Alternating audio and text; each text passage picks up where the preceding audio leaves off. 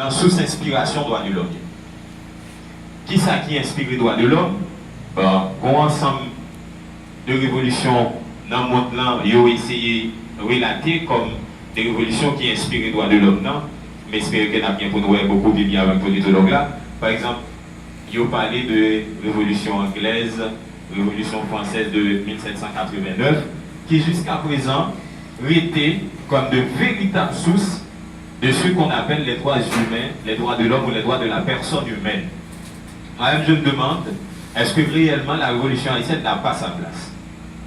À cette question, on pourrait ouvrir un autre débat, disant si la révolution haïtienne n'est pas tributaire de la révolution française. Tout le temps, nous avons été enfermés dans le carcan que la révolution haïtienne a débuté avec la cérémonie du Bourakaïma le 14 août 1791, on va devoir se mettre d'accord que la révolution haïtienne est fille de la révolution française. Moi-même, j'avance, au moins je me suis fait remonter beaucoup plus loin dans l'histoire pour dire que la révolution haïtienne n'a pas débuté, n'a pas commencé le 14 août 1791. Bien avant 1791, l'idée de se révolter, l'idée de ne pas rester dans la servitude, il y en avait déjà à Saint-Domingue et pourquoi pas même à l'Hispaniola. Moi-même, dans l'approche maintenant, j'ai essayé de remonter la révolution haïtienne plutôt avec début mouvement Wamaonaja, que m'a parti avec mouvement Cacique Henri dans l'année 1517-1519. Et puis là, commencer une volonté pour renoncer à la servitude. Commencer à gagner l'idée pour nous revendiquer que ces gens nous avons droit. En dehors de ça, peut-être sur le droit positif, il y a aussi le droit subjectif, ou du moins le droit naturel de l'être humain. Donc, si nous parlons de droit positif, nous avons parlé d'un ensemble de principes que un groupe de monde qui recevra peut-être une légitimité de masse là, établi pour dire bon, désormais, tout le monde doit fonctionner autour de principes ça. Mais à côté de principes ça, je suppose reconnaître que même individu contraint par la loi pour marcher de telle ou telle façon dans la société, les mêmes tous les gains de droit qui est subjectif, qui est identique à lui-même, il faut tenir compte de ça. Et depuis là, révolter contre l'esclavage, accepter, donc choisir sortir en bas domination espagnole depuis en 1517, c'est ton volonté pour te défier ce qu'on appelle le droit positif, mais plutôt pour créer la place au droit subjectif de l'être humain. Et dans le même cas de marronnage là, nous tenons compte d'un ensemble grand mouvement qui fait encore dans la même ligne ça.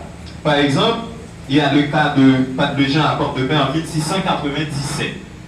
Au XVIe siècle, 1517-1519, déjà on tentative de révolution. En 1697, nous allons remarquer Pat de Jean dans le ville Port-de-Paix, département nord-ouest, qui tentons l'autre mouvement de révolution encore. En 1723, il y a le cas de Cola Jean Coupé.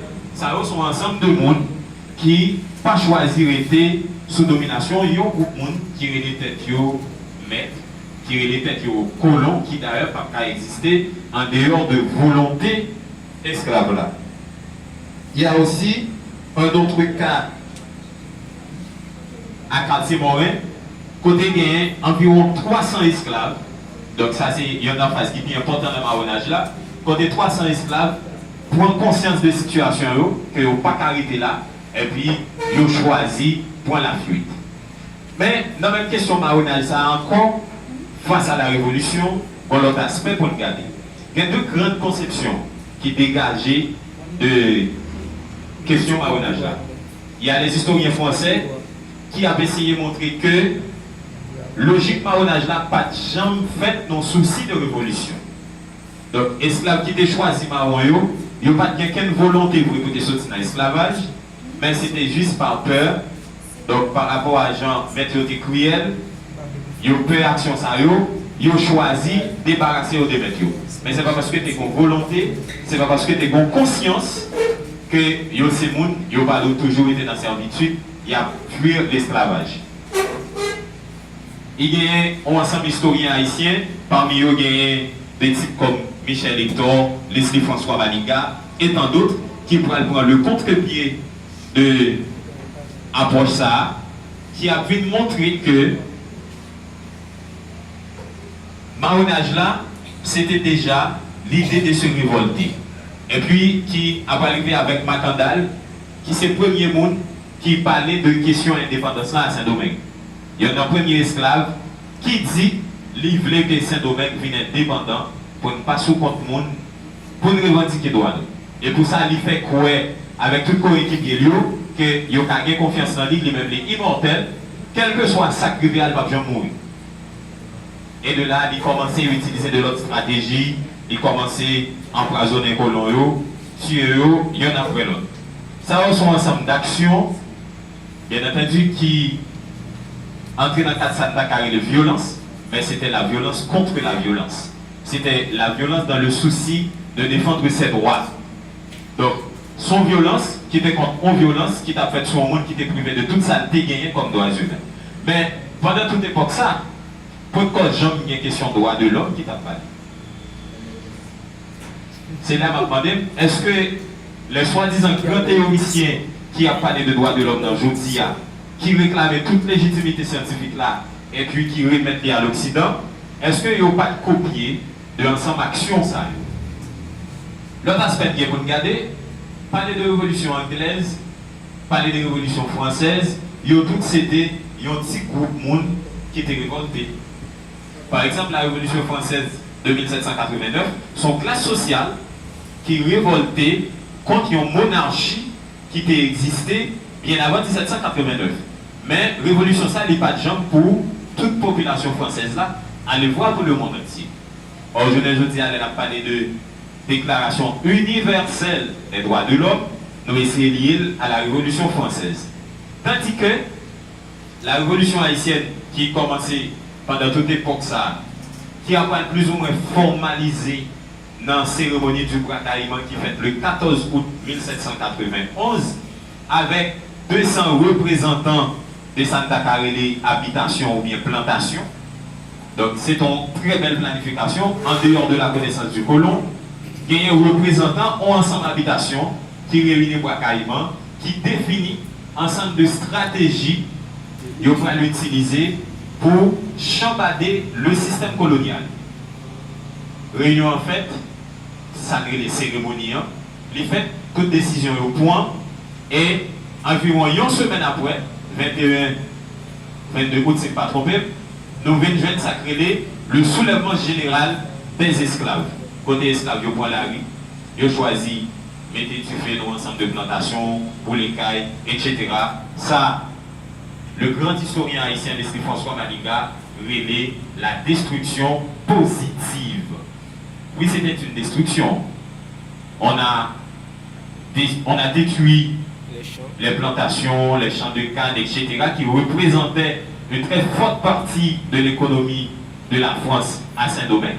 Son ensemble de richesses qui gaspillait, qui voulait, ben, Maniga a avancé pour montrer que c'est une destruction positive. Oui, nous détruit pour nous aller dans un point visé. Moi-même, je trouve que la décision a été complètement rationnelle parce que généralement, il y a quelquefois qu'il faut être violent contre la violence. De 1791, il y en a qui l'histoire rythmée officiellement, jusqu'à 1803, c'était toute une longue bataille. On ensemble leader émergé, tant que Toussaint l'ouverture, etc. Dernière bataille a fait 18 novembre 1803. Désormais, il n'y a plus d'esclavage à Saint-Domingue. Or, en dépit de tout, Haïti exclut dans le discours droit de l'homme, non? Révolution américaine encore.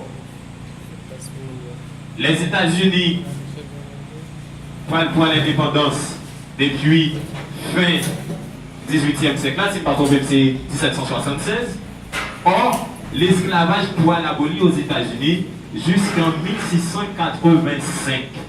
Donc, ceci nous laisse comprendre que certes, il y avait une révolution aux États-Unis, mais l'idée de libérer tout le monde, l'idée de garantir les droits de la personne humaine de la manière la plus indistincte n'a jamais été aux États-Unis. Or, la révolution haïtienne triomphait le 18 novembre 1803. Le 1er janvier 1804, on a célébré de manière grandiose, naïve, l'indépendance de la République d'Haïti. Certes, Haïti devenait à cette époque première république noire, libre et indépendante. Cependant, l'idée de se révolter pas traiter uniquement à Nouvelle-Haïti qui c'est ancien Saint-Domingue. Même indigènes ça yo viennent caresser l'idée tout pour aider ensemble l'autre pays dans l'Amérique latine sortir sous joug esclavagique. Jouir ça n'a pris des jeunes jeudi à droit de l'homme qui ont attribué à l'Occident.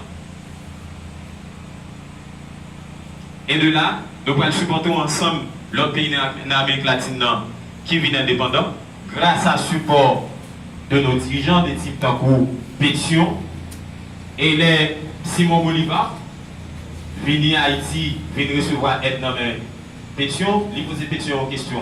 Qui sont venus faire pour vous si la révolution a triomphé? Pétion dit, l'unique récompense au cas où la révolution a fait triompher, c'est marcher dans le monde entier, libérer tout côté qui est noir en esclavage. Or, cette révolution est exclue jusqu'à présent comme étant les sources d'inspiration des droits de l'homme. On a plutôt parlé des révolutions occidentales. Donc, qui ça ne fait la révolution ça? Approche-moi à Soya, c'était montrer comment en Occident, un discours qui a essayé d'exclure Haïti dans tout ça qui gagnait de positif, qui a essayé d'accaparer une légitimité de tout ça, nous prétendons qui est positif, bien entendu. Depuis le XXe siècle, oui, nous parlons de droits de l'homme au nom de l'Occident. Or, je dis, en XXIe siècle, 2017, il y a encore des esclaves noirs en Libye. Que au moins